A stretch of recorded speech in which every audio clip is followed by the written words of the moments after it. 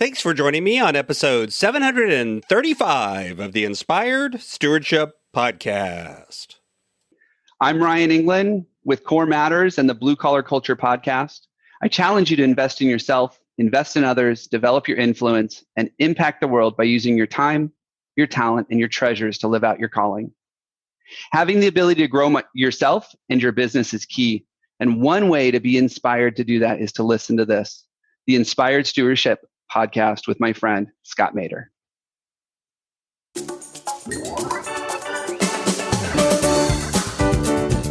And what I've seen time after time is that pays off in tangible effects on our money. We tend to get more relaxed. We tend to get more intentional. We tend to focus more on experiences and feelings and values and priorities and stop focusing so much on what we can't have. We instead focus on what we do have. We see our own blessings. Welcome and thank you for joining us on the Inspired Stewardship Podcast. If you truly desire to become the person who God wants you to be, then you must learn to use your time, your talent, and your treasures for your true calling. In the Inspired Stewardship Podcast, you will learn to invest in yourself, invest in others, and develop your influence so that you can impact the world. In today's episode about impacting the world through stewarding your treasures, I talk with you about why giving should always be part of your budget, why there are real benefits of giving, and why you should give even if you aren't really, quote, able to give. As we talk about stewarding your treasures, wouldn't it be great if you could support this podcast and do it without costing yourself an extra dime? Turns out you can. All you have to do is use inspiredstewardship.com/Amazon when you're ready to make a purchase via Amazon, and a small commission will come back to support the show. If you enjoy the show when you're ready to buy from Amazon, just use inspiredstewardship.com/Amazon. Let's talk a little bit about giving. Charitable giving, tithing, giving to different organizations or people in need is something that comes up time after time when I'm talking to people about their budget. If people come to me because they're struggling to make ends meet, maybe they have a lot of debt that they're trying to pay off, maybe there's other things going on, they've got variability in their income, or maybe somebody's lost a job, or there's other struggles going on in their finances, the question always comes up, should we be giving at a time like this? But equally, if somebody is doing well and maybe they just come to me because they want to fine tune things, or they feel like, they make enough that they should be doing better and they really want to improve their financial situation, then equally the question comes up, should I be giving during a time like this? Should I focus on fixing X, Y, or Z before I start giving? And my answer when this comes up is always the same. Giving should always be part of your budget. And by the way, I think this includes time as well as money. But for today, let's just focus on giving with dollars, giving with your actual money. The truth is, we always can find something to do with our income. I don't care if you make $100 a week or $1,000 a week or $10,000 a week or even $100,000 a week. There's always demands on what we do with our money. And part of what we have to do is align what we get and what we want with our values. And I believe that giving to others, recognizing the privileges that we do have, the blessings that we do have, no matter how small, through giving to others, that for me, that's a world value that I think everyone needs to ascribe to. The truth is there's benefits to giving. And here I'm talking about two kinds of benefits. There's emotional benefits, and then there's kind of, quote, practical financial benefits. You can give, and if you do it and you track it and you pay attention to it, usually you can get various tax deductions and other practical kinds of things. But the emotional side to me is even more important.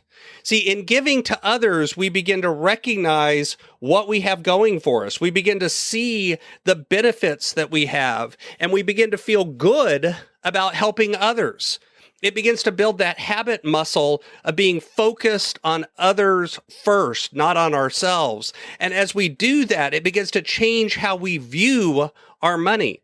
See, the truth is, for most people, let's just take 10%. Let's say you took 10% of the income that you had after taxes, and you decided you were going to give it to a charity.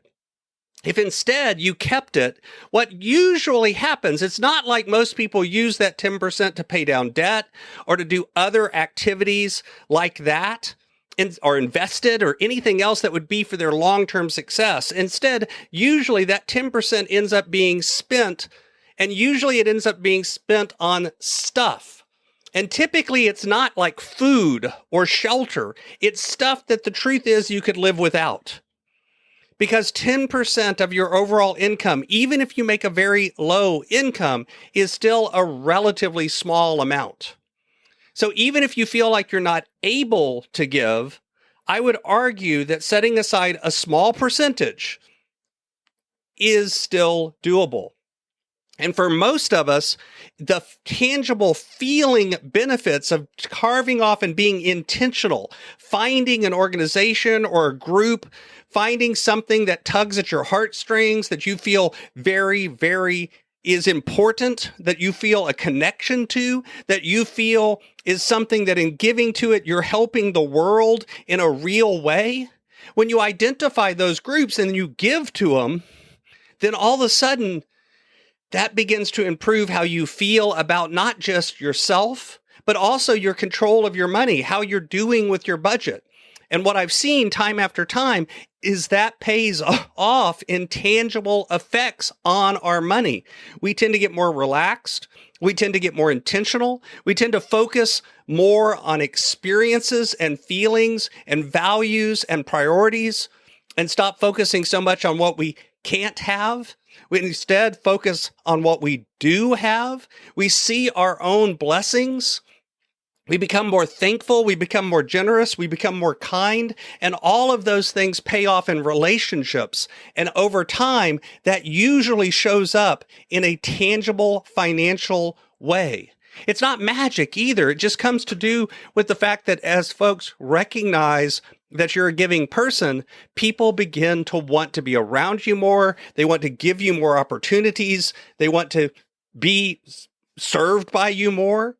And so even if you feel like you're not able to give, I would argue that it still needs to be a part of your budget. And it doesn't have to be hundreds of thousands of dollars to be beneficial. It can even be a very small amount of money. And again, like I said earlier, you can include time in this too.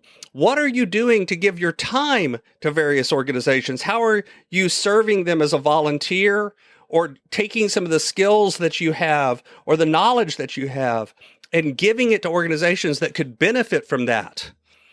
All of these things actually have real results because they change your heart. They change your mind. They change how you view things. And in changing that, everything changes. Thanks for listening.